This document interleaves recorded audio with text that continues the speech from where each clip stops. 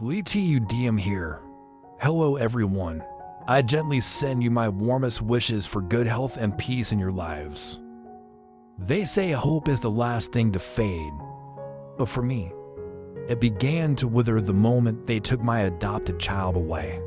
Since that day, something inside me broke. My body weakened, and my heart carried a silence too heavy to speak. I had loved the child as my own, and now, each day feels like a slow ache waiting, longing for a miracle to return what was once my whole world. The cicadas sang their restless song at dawn, yet Ly Tu Diem heard nothing. Where laughter and a baby's coo once warmed the little farmhouse, only the brittle echo of silence remained. She moved through the morning light like a shadow of herself, thin, colorless, fragile as rice paper in the steam rising off the patties. Ever since the child's family had appeared and carried the tiny bundle away, Diem's heart had folded in on itself. She kept replaying the moment, the hesitant smile of the young mother, the trembling hands of the grandmother, the final soft weight of the baby pressed to her chest before being released forever. In that instant, something invisible but vital slipped from her grasp. Hope, she feared, had left with the child. At first, Toan visited daily, determined to fill the hollow rooms with conversation. He brought baskets of warm porridge, new garden tools, a doctor from the nearby clinic, anything that might anchor Diem back to life. Yet each evening he left with a deeper ache in his chest. Diem's replies were polite, even grateful, but her gaze drifted beyond him to memories only she could see. Weeks passed. The monsoon clouds rolled over the hills, and with them came fever. Diem worked in the rain without a hat, harvesting string beans for market because habit was the last thread tying her to the world. By the time Toan found her collapsed beside the water trough, her skin burned with sickness. He carried her inside, the way she had once lifted the abandoned baby from a roadside box. In the lamplight, he saw how her collarbones jutted sharp as questions no one could answer. The doctor spoke of exhaustion, poor nutrition, grief turned inward.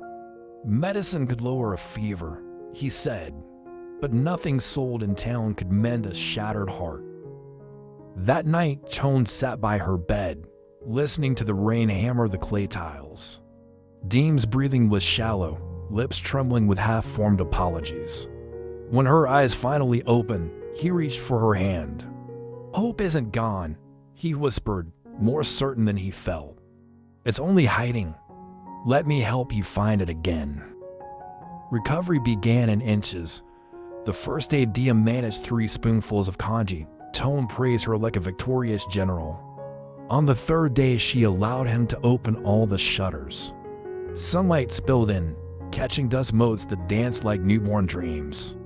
By the 7th day, she stepped onto the porch and watched villagers pass with baskets balanced on bicycles. She still flinched at the sight of swaddled infants, but she did not turn away. One afternoon, Toan convinced her to visit the market. The old vendors greeted Diem with gentle jokes, slipping extra herbs into her basket for luck.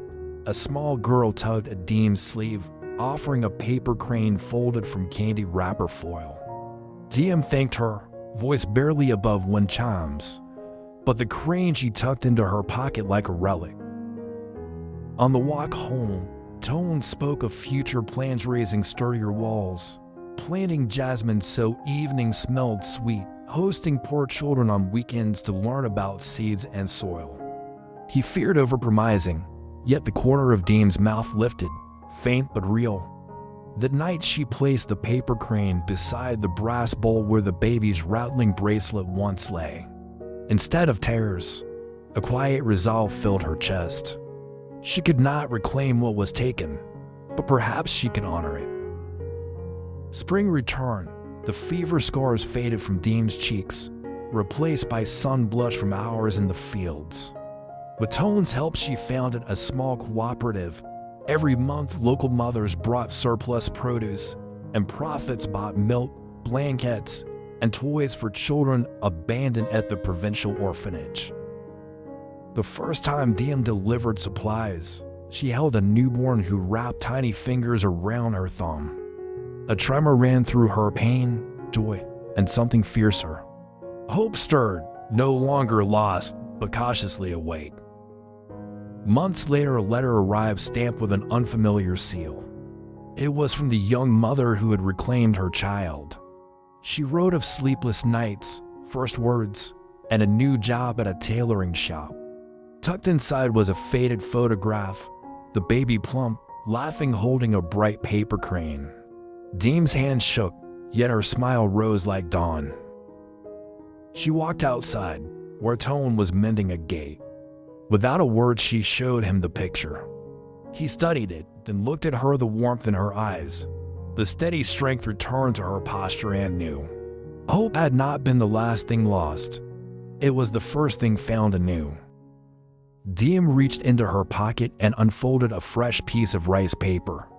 Carefully, patiently, she began to fold. One crease for sorrow, one for gratitude, another for the child who grew far away yet remained forever near. When she set the new crane on the windowsill, the breeze caught its wings, and it seemed for a moment to fly. The days lengthened, and the scent of ripe mangoes drifted through the garden. Ly Tu Diem now woke with purpose, not because pain had vanished, but because she had chosen to carry it differently. The weight no longer dragged her down, it gave her balance. Every morning, she watered the rows of herbs behind the house, humming the lullaby she once sang to the baby. Toan often joined her, sleeves rolled, laughter brightening the air like wind chimes in sunlight. They spoke little of the past, not because it hurt too much, but because their eyes were turned toward tomorrow. One evening, as the sky turned gold and the crickets tuned their chorus, Toan brought out a small, hand-carved box. "I've been meaning to show you this," he said, his voice unsure in a way Diem rarely heard. Inside were dozens of paper cranes, some made by Toan, others by villagers who had quietly heard Diem's story and offered their silent blessings. There was even a note from a teacher who had once volunteered at the orphanage: "Your kindness planted seeds. The harvest will bloom in hearts you may never meet." Diem touched each crane gently, as if they held the pulse of every child she comforted.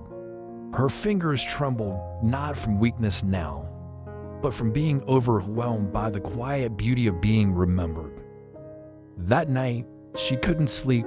She walked barefoot to the back porch where fireflies lit the darkness like small lanterns. Sitting under the tamarind tree, she began writing letters to the children she had helped, to the mothers who had once abandoned hope and found it again, to the version of herself that had nearly given up. She wrote until the stars began to fade.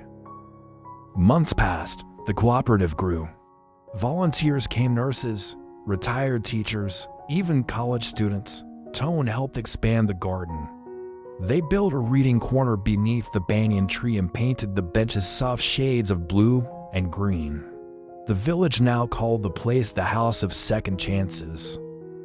One afternoon, as the sun bent low, a boy around 6 years old ran into the yard with a ball.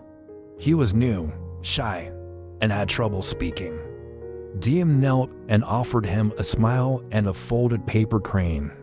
"This is for courage," she told him gently. He clutched it like a secret treasure and nodded. Later that week, he whispered his first word to her, "Mother." The sound startled her, not because it brought pain, but because it didn't. It felt like a thread reconnecting what had been torn. Toan, watching from the garden gate, saw the quiet tears in Diem's eyes. He didn't speak. He simply walked up beside her and slipped his hand into hers. On the anniversary of the day the child had been taken from her arms, Diem stood before the children of the cooperative. She held the original paper crane, now faded and creased. "This little one," she said, her voice clear, "once reminded me that even when love is taken away, the memory of love can still give us strength. And if we have the courage to love again, even knowing loss, we're already healing." A gentle breeze stirred. The children clapped. Toan stood in the back, his eyes full of pride and quiet awe. Later, as they walked home, he asked, "What will you do with the old crane now?" Diem smiled softly. "Let it go. It's done its part." She climbed the small hill behind their house and released the crane into the wind. It twirled, caught the sky, and drifted out of sight. "Goodbye," she whispered, "and thank you." Beside her, Toan placed an arm around her shoulders. "Now we begin again." Diem nodded, not with sorrow. With peace. "Yes," she said, "now we begin again." Life lesson from the story. This story reminds us that grief and love often walk hand in hand. Ly Tu Diem's journey shows that even after losing someone we deeply care for, it is still possible to rise, to rebuild, and to love again. Sometimes, hope is not loud or dramatic, it's quiet, like the sound of paper cranes being folded in silence, or a small child whispering the word mother after months of fear. Hope survives in these moments, even when everything else feels lost. We also learn that healing doesn't mean forgetting. Diem never forgot the child she lost, but she used that pain to fuel her compassion for others. She created a space where abandoned and wounded hearts could find comfort and strength. True healing happens when we turn pain into purpose. Finally, this story teaches us about the power of kindness, both given and received. Whether it's a folded paper crane, a hand reaching out in silence, or a home offered to the lost, these gestures can change lives. Lesson: no matter how broken we feel, we are never beyond repair. When we choose to love again, to hope again, and to give again, we become the light that others are searching for.